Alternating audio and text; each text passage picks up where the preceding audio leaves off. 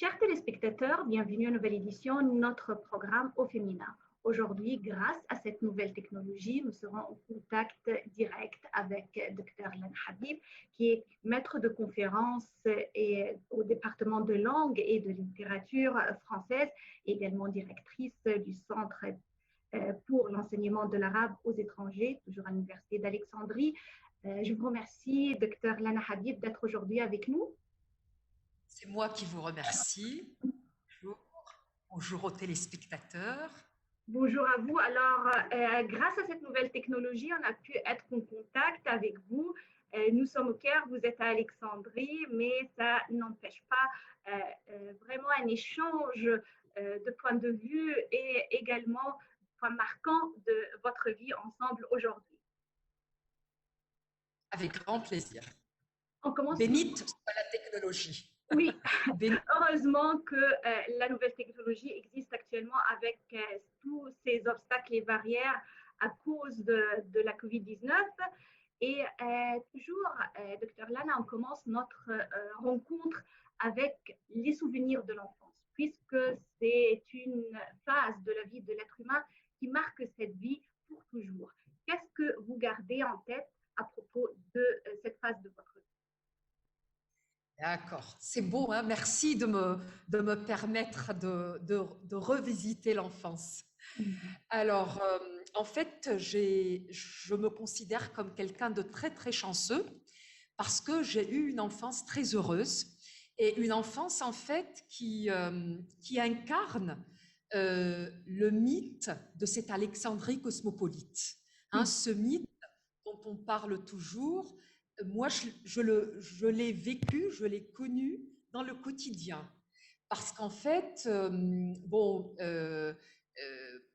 je vais dire que mes parents, les deux sont égyptiens, mais mon père est d'origine syro-libanaise, alors que ma mère, elle, est saïdienne de Soreg. Et puis, les amis de mes parents, en fait, étaient dans leur majorité grecs. Mon parrain est grec. Donc, j'ai côtoyé dans ma première enfance pas mal d'étrangers. C'est honteux, en fait, de dire des étrangers, puisque c'était des Égyptiens d'origine étrangère, portant une nationalité autre qu'égyptienne, mais vivant et parfois nés sur le sol égyptien. Oui. Et donc, enfant, je trouvais ça tellement normal que je pensais que tout le monde avait ce privilège et que tout le monde avait un tonton grec, un papou italien, etc. Donc, je pense que c'est une chance de grandir au milieu d'une communauté riche en diversité culturelle et riche en valeurs de vivre ensemble. Oui, alors avec cet amalgame de culture, de civilisation, on apprend également non seulement une richesse de connaissances, mais également on apprend une tolérance et également un respect d'autrui. Parlez-moi de la communication avec l'autre, comment elle était? Merci beaucoup pour la question. En fait, je vais peut-être citer de mémoire une phrase du grand Édouard El-Kharrat, l'écrivain alexandrin avec qui on a pu avoir une rencontre dans le cadre des activités du DLLF, du département de langue française à Alexandrie. Et Édouard El-Kharrat, quand je lui ai dit, parlez-nous, voilà, on est en train d'explorer votre œuvre littéraire et on voit bien que vous parlez toujours du voisin turc, de la voisine juive, du premier amour grec, etc. Donc, parlez-nous un petit peu de ces valeurs de tolérance, hein, de cette Égypte de Hassan Mour Kohen. Oui. Alors là, il nous a épaté par sa réponse, en fait. Et la réponse m'a beaucoup marquée. il nous a dit, en fait, le terme tolérance n'existait pas dans mon enfance. Oui. On n'avait pas besoin de tolérer l'autre.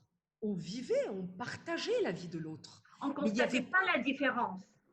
on ne la sentait pas, on vivait tout en sachant que voilà, aujourd'hui il faut monter chez la voisine turque parce que c'est la fête, aujourd'hui c'est le sabbat, s'il te plaît va aider ton voisin du 6e étage parce qu'il ne peut pas allumer lui-même, parce qu'il ne peut pas allumer sa cuisinière, etc. Donc c'était normal, on le vivait. La tolérance, on la vivait, on n'en parlait pas. Donc Oui. moi, je dirais la même chose. J'ai vécu cette richesse qui, en fait, allait très loin. C'est-à-dire que dans ma famille, par exemple, il y a des mariages mixtes. Il y a des musulmans, j'ai des cousins, des cousines musulmans, musulmanes, alors que moi-même, je suis chrétienne. Et les choses se passent de façon normal, normal. Tout Parfait. était pour nous normal dans la famille et au milieu des amis.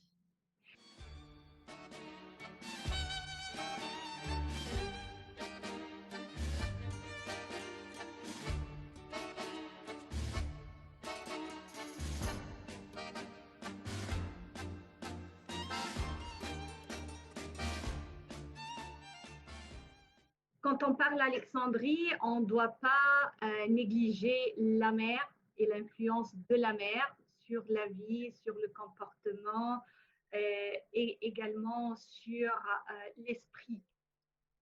Mmh, tout à fait. Bah, malheureusement, je ne suis pas poétesse. Je ne saurais pas décrire cette beauté, ce charme qu'a la ville d'Alexandrie grâce justement à la présence de la mer. Mais je peux dire que c'est un besoin chez tous les Alexandrins. Hein, on ne peut pas se passer de l'élément liquide. Donc, quand j'ai passé un an en France, j'allais souvent visiter la Seine, rien que pour voir de l'eau, parce que j'en avais besoin. Donc oui, effectivement, la mer marque par, euh, par sa beauté, bien sûr, par son charme, mais également par tout le rituel qu'il y a autour. Elle fait partie de nos vacances. Et surtout dans l'enfance, les choses étaient beaucoup moins compliquées qu'aujourd'hui. On n'avait pas besoin d'aller dans un hôtel 5 étoiles pour profiter de la mer. Elle était là, hein, offerte à tous. Donc il suffisait d'avoir son parasol, d'avoir les chaises longues, hein, et hop, on y allait comme ça, de façon spontanée, facile. Il n'y avait pas de barrière Oui. entre la mer et les Alexandrins. Agami, on y allait, on avait une petite maison à Agami, très très simple, et bien sûr avec un voisinage, avec les enfants du voisinage, etc. Donc tous les matins, on allait à la plage. De 9h du matin, on rentrait à 6h de l'après-midi, ce qui convenait parfaitement aux parents, en fait. Ils se débarrassaient de nous, de la journée, et puis nous, c'était des jeux, de la natation, c'était ça, et le rapport à la mer était simple, et le rapport au corps était simple. On n'avait pas besoin de plage privée pour pouvoir enfiler son maillot de bain. Tout était ouvert et simple. Oui, c'est vrai. Et après les études à l'école, à l'université, vous avez choisi la littérature française comme thème. Puis également, vous vous êtes approfondi dans ce domaine à travers des études en France. Euh, Vous avez voyagé seul en France? Oui, en fait, c'était pour ma documentation. J'avais reçu une bourse à l'ENS de Paris, Saint-Cloud. Et j'ai passé un an qui m'a permis de préparer mon DEA, diplôme d'études approfondies à l'époque. Aujourd'hui, ça n'existe plus. Et de faire la documentation de ma thèse et surtout de faire la rencontre de l'auteur qui était en fait objet de ma thèse, objet du sujet de la thèse, André Chédid. J'ai travaillé ma première thèse sur l'écrivaine André Chédid, sur la poésie d'André Chédid. Et donc, encore une fois, un choix Au de carrefour de civilisation et de culture. Voilà, tout à fait, puisque André Chédid est égyptienne de naissance, Oui. mais syro-libanaise d'origine et française de nationalité. Là, c'était presque un choix normal. Hein. C'est une œuvre qui m'a attirée parce que c'est une œuvre dont les valeurs rencontraient toutes les valeurs qui ont nourri mon enfance. Oui. Et comment était la vie en France toute seule? Pendant ma bourse, en fait, c'était très, très agréable. C'était mon premier voyage, long voyage seul. À 22 ou 23 ans. Donc, vive la liberté. Et je dois beaucoup, beaucoup, beaucoup à mes parents qui étaient très ouverts d'esprit et qui, pour eux, voyager seul, que ce soit pour une fille ou un garçon, c'est la même chose. Et ils voyaient ça comme une chance. Et bien sûr, ils m'ont beaucoup, beaucoup encouragée. Ma mère, elle aussi, était professeure de français et mariée avec 2 enfants, elle nous avait quittés pour passer un an en France également. Donc, c'était normal. Il n'y avait pas de, il y avait rien à revendiquer de la part de mes parents puisque tout était donné, cette liberté, cette autonomie. Et arrivé à l'ENS, on était à Saint-Cloud. Et à Saint-Cloud, c'était un programme conçu exprès pour des boursiers du monde entier. Donc, on était 40 boursiers, mais de nationalités différentes, hein, un melting pot. On a partagé notre quotidien pendant 9 mois.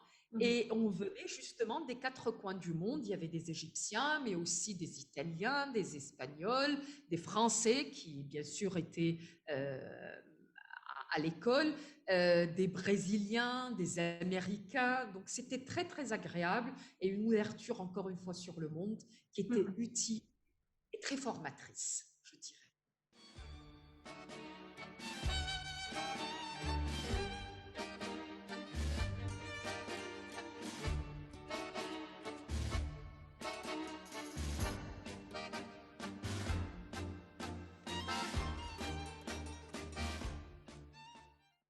De retour en Égypte, vous vous êtes consacré pendant votre carrière côté académique, mais également de ce que j'ai vu et de ce qui se trouve derrière vous. Encore une fois, c'est l'amalgame entre culture et civilisation.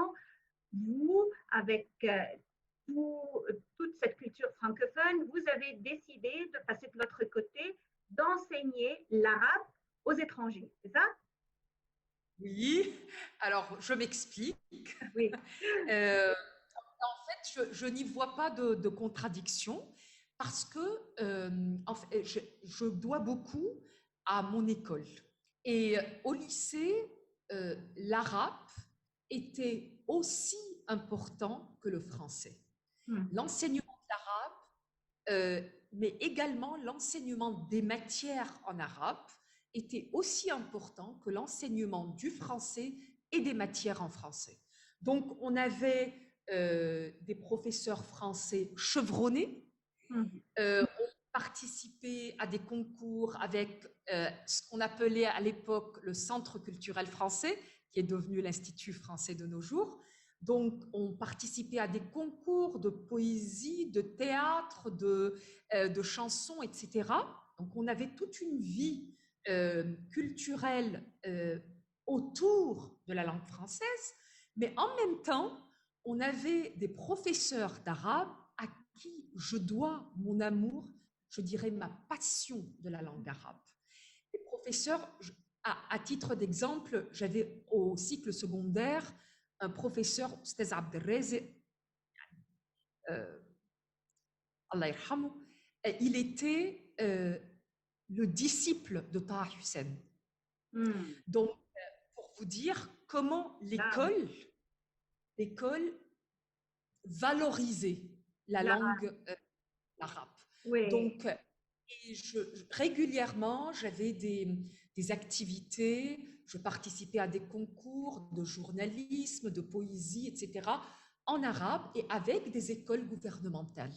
Donc, je n'ai jamais été dans ma tour d'ivoire ou dans ma tour francophone uniquement. J'ai toujours eu des réseaux de contacts, aussi bien dans le domaine des écoles publiques, des écoles gouvernementales, mais aussi des écoles privées, des écoles religieuses, catholiques, des écoles internationales. Voilà.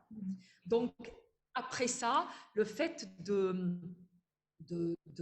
d'enseigner la langue arabe ou de diriger un centre pour l'enseignement de la langue arabe était presque normal, attendu, et je le fais parallèlement, bien sûr, à ma carrière de professeur de français et de littérature française au département. Et pour votre doctorat, est-ce que vous avez également étudié les deux disciplines, si j'ose dire, ou encore une fois, vous avez choisi un sujet innovateur comme vous l'avez fait? Alors, pour mon doctorat, je suis allée à la découverte des îles Caraïbes et j'ai fait, mon doctorat sur l'écriture de l'archipel, l'écriture archipélique, chez Édouard Glissant, grande figure de la littérature francophone et qui, en fait, a passé sa vie à œuvrer pour la créolisation, ce qu'il avait appelé la mondialité et non la mondialisation. Hein, donc, toute cette rencontre de peuples sans monopolisation, sans uniformisation, c'est-à-dire il ne s'agit pas d'uniformiser le modèle. Hein, ça, c'est le danger de la mondialisation selon Édouard Glissant, mais il s'agit de garder à chaque culture sa spécificité, ce qui la caractérise, ce qui la rend différente, et il s'agit de respect et même pas de compréhension. Pour Édouard Glissant, l'obscurité de l'autre est à respecter. Je ne dois pas comprendre de l'autre. Je dois le respecter, même si je ne le comprends pas tout à fait. L'opacité étant une valeur importante chez Édouard Glissant. Donc, mais pour l'arabe, non, c'était plutôt des stages d'enseignement de l'arabe langue étrangère selon les méthodes communicationnelles. Et toute mon expérience dans l'enseignement du français langue étrangère, ma maîtrise de français langue étrangère, j'ai essayé d'adapter et de moderniser l'enseignement de l'arabe aux étrangers.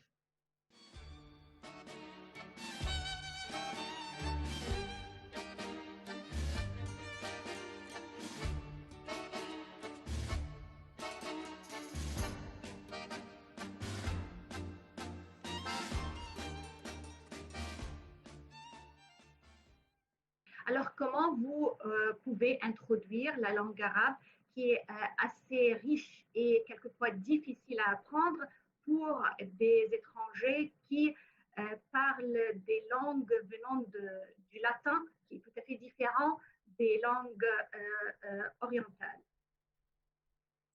En fait, le centre TAFEL, c'est un centre qui a été fondé en 1985 et qui, depuis, a reçu des nationalités allant des nationalités européennes au monde asiatique. On reçoit des Chines, mais aussi des étudiants américains.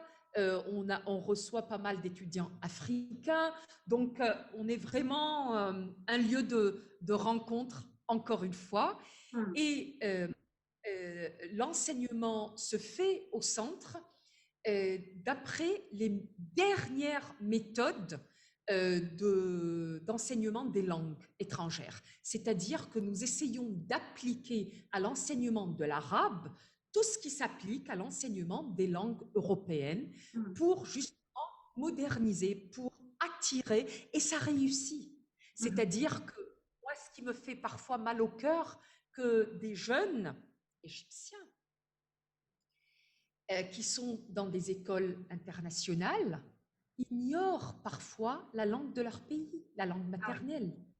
Ça me fout le cœur, parce que langue et identité, ça va ensemble. On ne peut pas être égyptien et en même temps ignorer la langue égyptienne. Je reçois parfois au centre des parents d'élèves qui sont égyptiens, dont les enfants sont égyptiens et qui viennent me dire: est-ce que vous pourriez enseigner à nos enfants qui n'ont jamais quitté l'Égypte, hein, qui sont dans nos écoles ici en Égypte?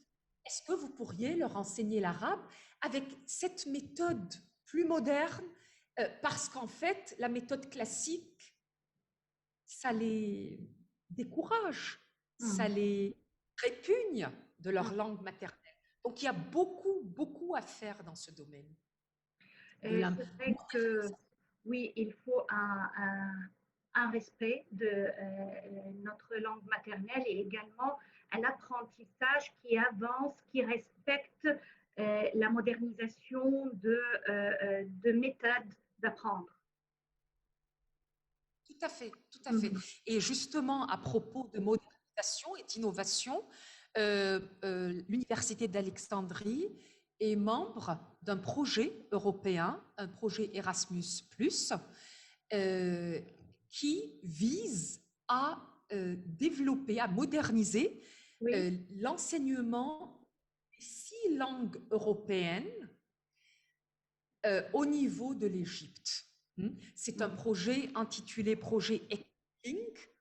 C'est en anglais le titre Towards Excellence in Applied Linguistics, Innovative Second Language Education in Egypt. Donc vers l'excellence dans l'enseignement des langues secondes en Égypte. Et ce projet en fait compte 12 universités, dont 6 universités européennes et 6 universités égyptiennes, dont l'Université d'Alexandrie. Et grâce à ce projet qui dure 4 ans, on a pu former des jeunes chercheurs des 6 universités égyptiennes, l'université du Caire, de Helwan, d'Alexandrie, de Minya, de Faros et de Luxor. On a pu les former dans les 6 universités françaises. Donc, en tout, le projet a financé 66 mobilités vers les universités françaises pour justement permettre à ces jeunes chercheurs en linguistique appliquée de s'ouvrir et d'apprendre les nouvelles méthodes d'enseignement des langues. Très bien. Je passe actuellement à un côté plus familial, plus personnel. Vous avez parlé de l'expérience de votre mère qui est allée pour un an étudier en France. Pour vous, l'équilibre entre la vie familiale et professionnelle, comment vous avez pu le faire? En fait, je suis encore une fois très chanceuse parce que j'ai un mari que je considère comme la crème des maris. Donc, il a toujours été un soutien, un élément catalyseur, je dirais même, pour ma vie académique et professionnelle. Il était à mes côtés pour ma soutenance de thèse de maîtrise, de doctorat. Pendant qu'on était mariés, je suis partie au Canada pour 1 an, à l'Université Laval, pour la documentation de ma thèse de doctorat. J'ai eu aucun problème à le demander, en fait. C'est presque lui qui m'a encouragée à le faire. Donc, avoir un soutien du partenaire de vie, c'est une chance énorme et puis ça vous permet après de surmonter n'importe quel obstacle à deux. Mhm. Docteur Lana Habib, avant de terminer notre rencontre avec vous, je voudrais savoir à travers vos voyages à l'étranger, également à travers votre contact personnel avec des étrangers qui viennent apprendre l'arabe, des fois on peut affronter des idées qui ne sont pas tout à fait correctes à propos de l'Égypte, des stéréotypes par exemple, ou des préjugés. Basé sur votre expérience personnelle, est-ce que vous avez affronté des situations pareilles et comment vous avez agi? Oui, bien sûr, beaucoup de stéréotypes et malheureusement des stéréotypes que parfois pas mal d'Égyptiens intériorisent et reproduisent. Exemple, un des stéréotypes communs que je retrouve souvent et une question qui m'est posée souvent par les étudiants qui viennent en Égypte, c'est le refus de l'homme égyptien d'être, par exemple, au sein d'une compagnie ou d'une institution dirigée par une femme. Dans ce cas-là, je dis aux étudiants, eh bien, comptez combien d'éléments masculins il y a au TAFEL, je n'irai pas plus loin, ou au niveau de la faculté, ou au niveau de nos départements à l'université. Comptez combien de femmes il y en a et comptez combien d'éléments masculins il y en a et jugez vous-même. Mhm. Et vous voyez le nombre de femmes qui occupent de nos jours des postes allant de chef de département jusqu'à ministre. Donc, jugez vous-même. Hein, jugez par la réalité. Et avant tout, entrez, pénétrez dans des foyers égyptiens et voyez comment est-ce que les femmes gèrent tout au Mhm. foyer, même dans les couches sociales euh, les moins favorisées. Même là, les femmes ont leur parole, ont leur mot à dire. C'est vrai, docteur Lana Habib, vraiment c'était une discussion très intéressante avec vous. Grâce à cette nouvelle technologie, vous êtes à Alexandrie, nous sommes au Caire, mais on a pu être en contact ensemble. Je vous remercie infiniment. C'est moi qui vous remercie. Merci beaucoup.